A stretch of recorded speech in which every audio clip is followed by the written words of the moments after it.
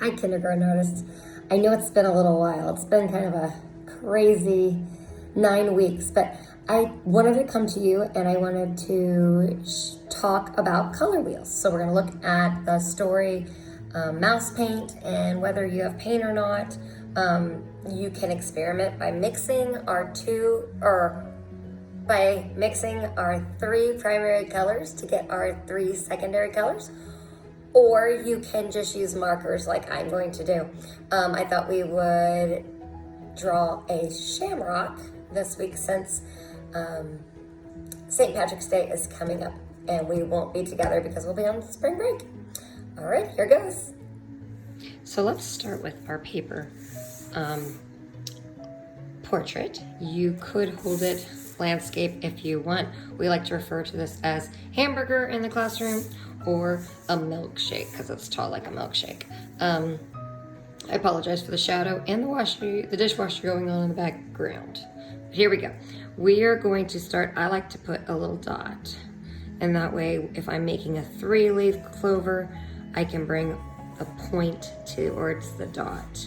Or if you're gonna make a 4-leaf clover. First one, I wanna make a second dot at the top. And I'm just going to connect by making a hook. So here we go. Ooh, I'm not gonna touch it all the way though, because I want them to connect. Same thing, does not have to be the same. I went over just a little, so I'm gonna erase that. The next one, I'm gonna make my dot. 2 dots on the side, same thing, make my hook. Same thing over here, starting at the dot. Make my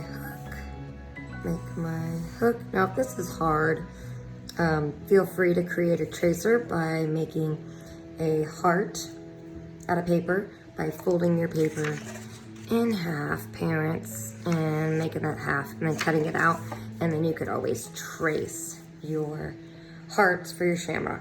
Like I said, you could make a 4th one. You know what, I think I will, since we are doing color wheel kind of thing here. So, hook, oh, I didn't make my dot. Hook, and then if you want to draw a little stem here. Okay, so like I said, we're going to talk color wheel, and so we're gonna make a straight line that kind of goes down the center, but behind. We call this overlapping, so my shamrock is going to overlap my line all the way down and then end it. So that gives me 2 sides. Now I need to create 3 sides on each, because on our color wheel, we're going to have 6 colors. So let's see. I want them to go about in this area, so I'm gonna bring a line out, so 1, 2, 3, turn it, I'm gonna do the same thing.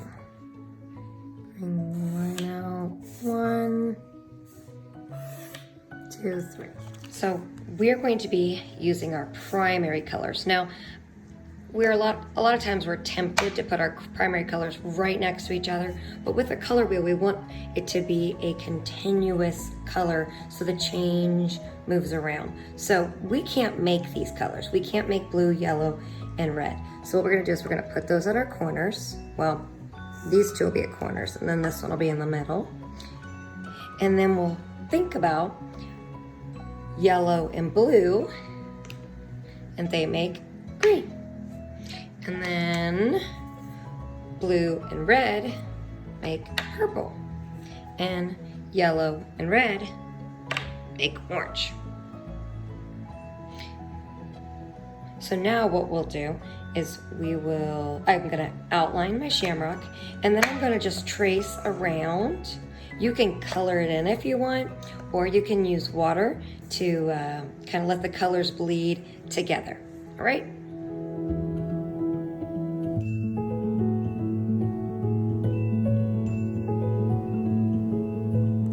Now I'm going to use a crayon to color in my shamrock, so when I paint or add the water to the paint, it won't go into my shamrock.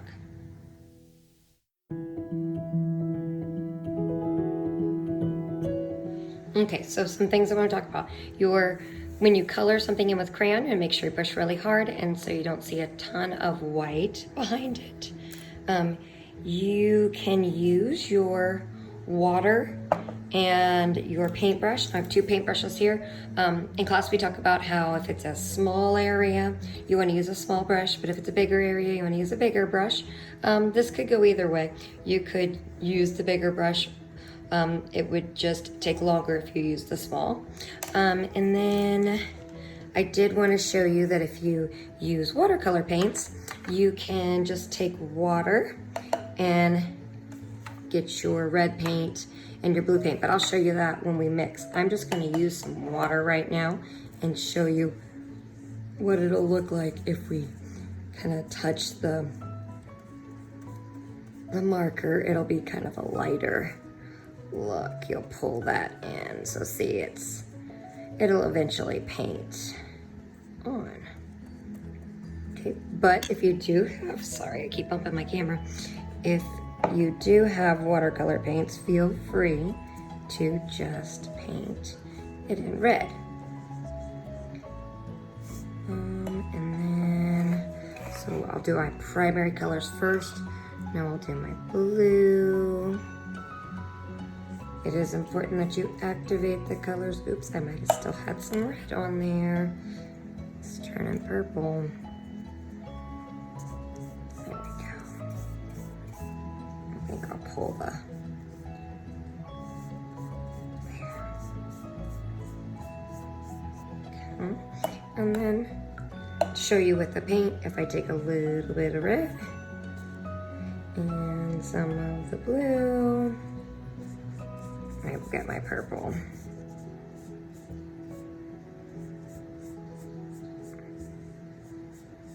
All right, let me finish this. So this is my Shamrock with the color wheel behind it. It's a little different than a rainbow. Rainbow is more science, and it is the way that the light is reflecting through the prism. But this is more for color mixing purposes, the color wheel. Again, remember, primary colors are blue, red, and yellow.